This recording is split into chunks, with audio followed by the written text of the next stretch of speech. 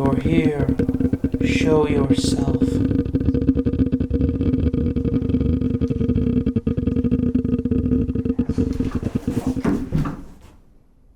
Jesus Christ.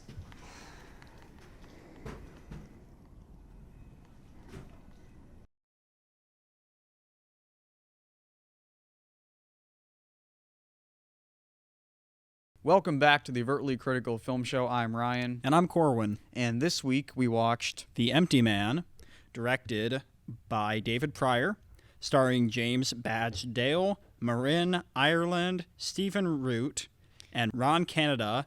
So I had not seen this movie. This was your pick. So do you have a history about this to explain? Chris Stuckman made a video basically urging people to watch this movie and to check it out because he said it was a lot better than it was getting reviewed as and it deserved to be seen. Apparently it's also based off a graphic novel. It's an adaptation of that graphic novel, which I have not read, but I'm interested to read after watching this. On the trail of a missing girl, an ex-cop comes across a secretive group attempting to summon a terrifying supernatural entity.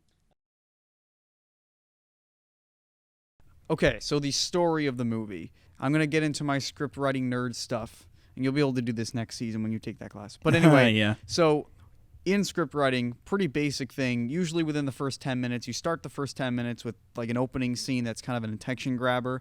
And so when we're watching these movies, I like to try to keep track of some of those plot beats. And this one was interesting because I thought I knew what they like to call the inciting incident was, but I was totally tricked out because the intro of the movie is like 22 minutes long. When it's a short film, it's basically. Typically like 10-minute intros, and it actually suckered me because I thought that the inciting incident was like, oh, it's when this guy Paul, I think his name was, Paul gets like what were we gonna say, that not even hypnotized, but kind of taken over. He gets put into this trance by this like effigy, this like human bone effigy. They're in like the Himalayas. He falls down a hole randomly. He's like called by the sound, and he's just staring into this effigy, and his friends have to pull him away from it. And he's like, if you touch me, you'll die. Right. What actually is the inciting incident is when he finally goes crazy and gets his girlfriend / wife to kill the other couple and then kill herself. That wasn't my interpretation of the event. But I'd argue that's not even the inciting incident because the opening of this movie is it's a short film by itself. The inciting incident for the main story is when our main character, this cop, I don't freaking remember his name, which is unfortunate because I thought he was actually a good character and the actor playing him was good. James. When his friend's daughter, Amanda, she disappears. To me, that's the inciting incident of the real story. And then the short film comes back at the end of the movie. Yeah, that opening is more like a lore than anything. I like it a lot, personally, because I like that they don't just... It kind of sets up the idea of this movie that this movie, if they'd started where the movie began, there would be this impression of, oh, it's like a creepypasta, stupid story about teens, and like it's a Slender Man ripoff.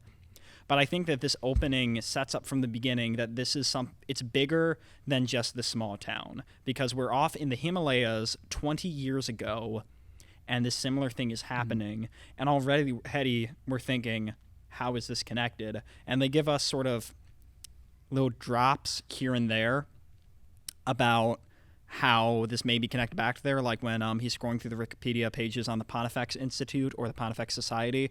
They actually show they say like Tibet in there.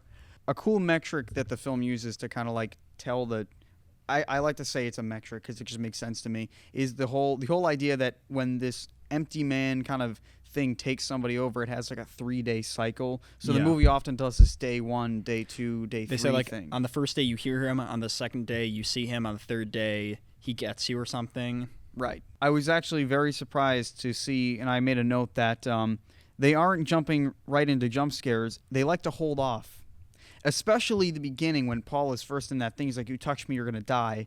In any other horror movie, that like skeleton thing would have probably jumped out and like killed him or something like that. But I was like, they didn't do anything with that. In the beginning, there is only really one real jump scare, I can remember there's only one real jump scare, and that's when I think it's Paul's girlfriend is looking out in the blizzard, and we see who I think was supposed to be the empty man, the shadowy figure who comes back in the end of the movie, and he runs towards her. But that's a good jump scare, because in my opinion, a bad jump scare is when you build to a jump scare, it goes boo, and then it goes to a new scene. That's garbage. That's just meant to, like, you'd be like, haha, I got you. When a good jump scare, like this example, builds to something. It's the start of like a chase or something scary or exhilarating. Because the both times that I can think of, like James got jump scared with with like that clan of people at the fire. That's a great and then scene. in his house, there's this like kind of theme of like it's like a running thing. Yeah. I don't know if I'm even gonna get close to what they were attempting to say about this, but basically they have this like thing where they try to explain the empty man as like they're trying to make thoughts like a tangible thing, and it's like the weirdest thing I've ever heard of. Like it's like the idea like, well, thoughts come from somewhere, and that's like the weird background, like actual explanation for what the empty man thing kind of is, and then it's like this idea that like thoughts have to be controlled by something or sent by something, and that's what the empty man is. But then they have to like replace it all the time and like keep it on life support. I got a vibe that this movie has something to say about suicide to me, because Paul, we see he's got cuts on his arm, and like they're worried that like, you know, he's suicidal. But there's also this talk about, you know, look, the Nietzsche quote of staring into the abyss and the abyss stares back at you. You get these great moments of like the cult members of the Pontifex Institute staring at literally a black, like just a pitch black poster. I also noticed that there's kind of a theme of self-destructive behavior and self-harm in this. Like, a lot of the characters smoke, some alcoholism with some of the characters. I don't remember where. I wrote that down. I don't quite remember where that was. But, you know, characters are killing themselves in this movie. Several of them do. The four kids at the beginning, they all hang themselves, say, the empty man made me do it. I don't know entirely, like, what it's trying to say about, like, cults, because I think it has something to say about cults and religion as well, and maybe how religions are somewhat obsessed with death and the afterlife. Yeah. One thing, this is actually funny, because of The Big Lebowski, I felt like there was a little bit of nihilism, because, like, the people in that, like, I forget what scene it was. Was it, like, the first, like, big group of people where they were like, not like you don't believe in anything, or like nothing is true? Like there was that big checklist of things, like things he has to like accept or believe when he goes to that little thing, and it's like, yes, like this, if they say the sky is blue, it isn't, or something like that. Well, it's absolutely nihilism, because Nietzsche, who they specifically name drop in this movie, was a nihilist. I believe he's the father of nihilism. Yeah. That is a huge theme in this movie. I guess I have some complaints though. Yeah, let's get into what you didn't like about the movie, because I remember after this you had told me I didn't really like that. I want to hear that. I made a couple of notes. Blah, blah, blah made me do it trope. I wasn't a huge fan of that. As soon as I saw like that, like the blood on the mirror, I was like, come on. Yeah, I'll agree. That was my least favorite part of this movie, because I don't think it's bad, and I don't think it's wrong. I didn't love it, and I think that they do subvert that with the beginning, and then as the story develops, by saying it's not just this urban myth of like, and these kids, there's something really fucked up going on right, here. it goes deeper than that, which I like that. But it's a little annoying. And the only other thing, this is very specific, but like they did like the Psycho, the naked girl gets stabbed in the shower thing. Yeah, that was, yeah. Like, I feel like that was almost like, I hadn't thought about that related to Psycho, but that might have been a, just like, you know, maybe a, what's the word, homage. Because I feel like the movie could have been saying a lot of things that I just wasn't. I was like, I think there was that scene where what's his face, James is like becoming the empty man or whatever, yeah. and Amanda's like telling him all these things. I was like, that's like a little. I feel like that's a lot of exposition about like kind of explain what it's all about. I didn't fully get whether, because she said like about James. It was like some kind of like religious thing too. She's like, oh, you were created You were 3 born days 3 days ago ago at the restaurant or whatever. I have a theory that there are moments where time passes where time jumps and the characters aren't aware of it. There's certain moments, like the first thing I thought about this was when they're in the beginning with the blizzard, where she runs back in, and then it's like they're like, let us in. on one hand, that could have just been she hallucinated them and she wasn't there. But also, I think maybe it was time playing around, because I think that, especially seeing the ending where we see this like montage of James like at the other perspective of the bedroom, I think the figure you see is you. I think that is supposed to be you. The idea of like you stare into the abyss and the abyss stares back to you. Sure. Because so I think they said, no, we just saw you running. I think in the beginning that was that woman, her chasing herself basically, and I think she just didn't realize that there was some time messing around. Also, you notice they never say day 3 in James' story. We get day 1 and we get day 2, but they never bring up day 3. We don't see the big text for that, and that's too big to leave out. It's something that it's not like a scene. It's just text on the screen that they could easily add in if it was a thing where like they had to make cuts. There's other moments too. Well, I so can't obviously think of them. day 3 did happen though to him. We just weren't informed of it. Yeah, but there's also other moments in that movie where I was like, is this really all one day, or like is this just one day later? And I think that's intentional. What the fuck was that about where he saw himself? What do you mean? I just thought of this now. The end of the movie? Yeah. When he saw himself in that room from earlier, when he was looking at all the people in that circle. I think I just that's the remember that. idea of time looping back on itself, because you see that's like the same scene as before, and that like the empty man, he was the empty man the whole time. The empty man. That made sense to me. The whole idea of repetition and time, and almost being like trapped. They were all, when he first came into that room of people, it sounded like they were trying to summon the empty man. And then when he becomes the empty man, he's the noise that he heard earlier. Exactly. They talk a lot about repetition, about the whole idea of like, we make a joke, that shit. But I got what they were saying. It's the idea of like, when you repeat a phrase so often, it becomes gibberish and it doesn't mean anything. I don't know entirely what they were trying to say with that in The Empty Man, but I did get what they were going for. I mean, there's scenes that repeat in this movie. The whole day 1, day 2, day 3 thing with James, we see he has like the same visions replaying themselves with the car accident. And at the end, they happen again. Right, with his wife and kids. But then like when it happens sometimes, then like you see the empty man in the car the second time and stuff like that. So I definitely, it's meta. I want to say that I do not think this is like a dumb horror movie. I didn't fully get it, but I don't think this is like the same kind of like, The Conjuring, or, well, I've heard The Conjuring's good, but you know what I'm talking about, like Annabelle or The Nun or that kind of crap that they pump out every year, and it's jump scare garbage. This is not that. It definitely isn't. It's weird, and it's not for everyone, but it's got something to say. All right, moving on to visuals. So even though this is a brief part of the movie, I did note the cave lighting. I thought the cave lighting was pretty. Yeah, I like that in that first shot of the cave where he, the other hiker dude, rappels down. It looks like claustrophobic. They've I don't know if it was just the lighting. I think it was also the way they framed it. What was definitely the way they framed it, but I don't know if they like resized it. It's pitch black all around. That's like just a little mouth of a cave, and that was a really cool shot to me. Another random thing that I noticed, I don't know if you noticed this, but the whole frame had this like this kind of blur vignette around it. This is something I noticed like throughout the entire movie. Yes, I never noticed. So that's like a stylistic choice on the frame. So like if you look in like the bottom, like that much of the frame, there's like a little bit of blur that I noticed, which I like when movies do that. That's kind of cool. Some of the like design elements I loved. Like I love the look of the effigy, which that's just why I call it the skull and bone thing. I just think he looks so fucking cool. Superbly creepy. That shows up a lot too. I wish that the hooded guy looked better, because I thought the hooded guy looked kind of like shit. He was just like, just generic. In that hallway scene when he finally caught up to James, that was real. That looked like Alien. Yeah, we're like morphs. Yeah, but god damn it, they put the fucking strobes all over it. I hate that. That pissed me off so much. I'm going on a tangent here. Alien does that, though.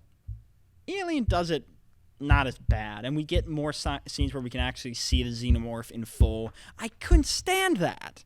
It was just, it's like, it looks so cool what we're seeing, how it looks like it's like going into him. It's like this alien monster, and it's gonna give someone a friggin' seizure here. But I digress. On positives, there were a lot of points where I think they intentionally lit people to look like shadows. And I liked that, because there were some shots, there's a lot of heavy, like, not really rim light, but backlight to people and hair light, where in some shots they're lit more heavily from behind than they are in front. And there's some stuff where that's so dramatic that they literally, you like can't see their face. Like when he first goes into the Pontifex Institute and he looks up and you see the guys looking down on him and they're completely silhouetted. There's more points like that, but I just thought that was an interesting visual motif. So for editing, just overall, they repeat a lot of moments. There's some very good cuts in this movie. Aside from the strobe light disaster of the final scene, there's one really great cut that I love in this movie. I think it's like the final time he's remembering the night where like his kid and his wife died. Where like he we hear the tapping and it cuts to the tapping. I think it's an L cut or a J cut. I can't remember which direction that goes in, but that's just sexy cut. All right, so for audio, I have a lot to say about this. So basically, audio drives the entire film, pretty much. So obviously, when there's that like weird sound in the movie where it's like that really deep like humming sound that you hear when Paul is like first down there, and then it comes back a couple times. I love it's kind of like so the much. theme of the Empty Man. It's so creepy, and it lends this idea to the movie that I think the whole introduction does, that this is an ancient idea. This is very old, because we're in the Himalayas. We see these old Buddhist like the bells, the prayer bells, and like the bridge, that like this deep primal humming as well. Also, another kind of sound thing, the bottle blowing, that whistle noise, and then the that bone comes whistle back a lot. he has. And one of the more, actually, this is something that I think is really impressive about the movie. The way that it manipulates gnat sound, and this is an interesting one. I don't know if you picked up on this, but there's two scenes in particular. One when he's first on the bridge, in the daytime, when he's in the bridge the night after Amanda and her friends, or maybe it's a couple nights after, but on that bridge and in that scene with the cult people and that big fire, he walks on the bridge, and as he gets to the middle, the bird chirping stops. The whole movie goes silent. Usually, like you would just hear that, but no, everything goes quiet. And the same thing happened at that campfire scene. I call it a campfire. The campfire scene, like they all stop and everything stops. It's like the whole movie just, and that was really scary. Yeah, the soundtrack stuck out to me in a few areas. Just the tribal sound of like the chanting, and also just how minimal it was. That there were some points where it just let the movie just have quiet and creepiness. I liked the end where it felt more orchestral at the end, and maybe I'm totally off here because there were some parts where I forget what was where, but I liked the sound a lot. In the final scene, the climax, just it felt very dramatic. It felt suitably dramatic for what was happening. All right, now it's time for Film Facts with Super 8. Perfect.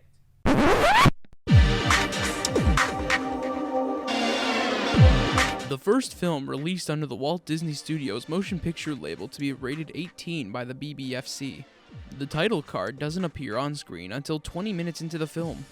All of Amanda's pictures pinned to the corkboard in her room are actual pictures from Sasha Frolava's personal Instagram account. When James is researching on Wikipedia, much of the text on tulpas and thought form is genuinely documented on Wikipedia. Although the film was released in 2020, the copyright notice in the end credits reads 2018. When James first enters the Pontifex Institute, the camera lingers on a painting in the hallway. The painting shows the cabin in which the four hikers shelter at the start of the film. Thank you, Super 8, for those wonderful facts. Now it's time for our favorite moment. My favorite moment in this movie was the probably just standalone was the scene where he's in the cabin watching the old VHS tape, then to the people circling around the campfire, because that was just so unsettling and creepy to me. I love the teddy bear like looking up. I like the old VHS quality to that recording, how we see the guy who looks like dead, like a corpse. And they're doing experiments on him. How we see like the blood drawing, and then oh man, I love this. I was on the edge of my seat where they just stop and turn to look at him. Jeez, just And I also just liked when like the stars start to like almost like long exposure blur and blend That was into like weird. lines, and I feel like that's like the universe, and that was just to me where I was like, this is huge. This is not some urban myth. This is not some like secret society. There's something really powerful to this idea of the empty man in the movie, and it's cool. And that's another moment where I think they like played around with time, because I think he was there longer than he was, because I think he like fainted or like hazed out or something in a trance. But that was just so creepy, and where they're like climbing on the car like they're monsters. Oh yeah, that was fun. Great. Probably my favorite scene in the movie, probably the best scene of the movie. My favorite moment of the movie is the hospital scene where we have the Paul from the beginning of the movie in the hospital bed, only because for like one of the first times in the movie I was like, something makes sense. I finally kind of understand what I think they're going for. And the one thing that gave it away was his earring, which these are the best earrings, just saying, because I have that too. And You sassy boy. it was just like a moment of connection that I made. I was like, oh. And then I was like, wait, now I have more questions. And then that would soon be answered. But And that leads into the finale of the movie, because Amanda's in there like shaving him, and that's so creepy to me. It's just, ugh. oh, right. Oh, So, God, that like- was weird. Okay, our lesson that we learned from the movie. So I kind of touched on it a little bit when I talked about a couple of those scenes. I just think how it manipulates audio was especially interesting, and not just manipulate, but just like uses audio, because like the whole movie's kind of guided by that specific sounds that repeat. Obviously, like when they totally like fuck with the nat sound, and it kind of just like makes the movie feel like it's like stopping at like a standstill. I think it's used to really good effect, and I think it kind of sold the horror to me. If that wasn't a part of it, it wouldn't have been as scary, I think. And I think what this movie does well is it prioritizes being creepy and being disturbing and having like a style and emotions over everything making sense. Because to me, one of the most disturbing things you can do in a movie, especially a horror movie, is not give you all the answers. Because honestly, a lot of what I like about this movie is what I said I liked about Blade Runner, but from a different genre completely. There was a lot of surrealism in this movie. A lot of surrealism. This movie has a clear... I really think you can't argue that this movie doesn't know what it's doing, because as we just discussed, this movie has clear themes, it's got motifs, it has an idea of what it's saying. Whether it does it the best, we can debate, but this movie... It wants to be disturbing more than it wants to make sense to you. And to me, that is more disturbing. Don't show your audience everything if they don't need to know everything. If it serves your story better to leave them in the dark, to put them in the position of like the main character, in this case James, who doesn't know what's going on even at the end, do that.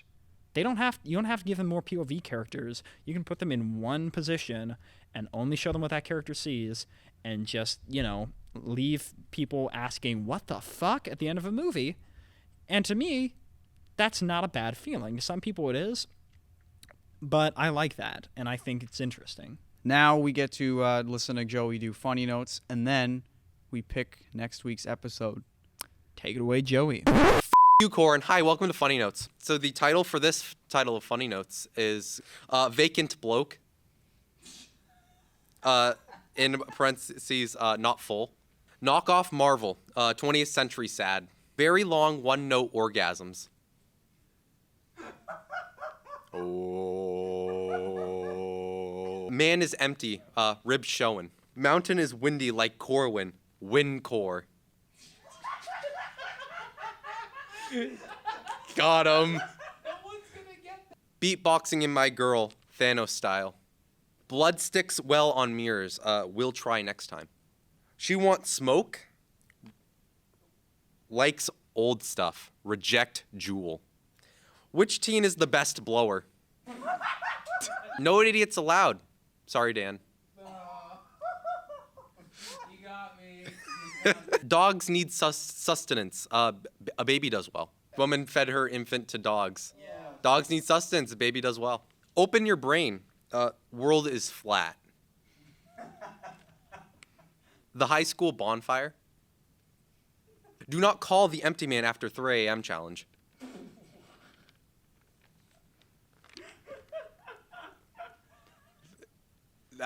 That's our piss note for the episode. Girl finds perfect boyfriend, comatose. This has been Funny Notes. Just cut it. And no, you don't damn cut it.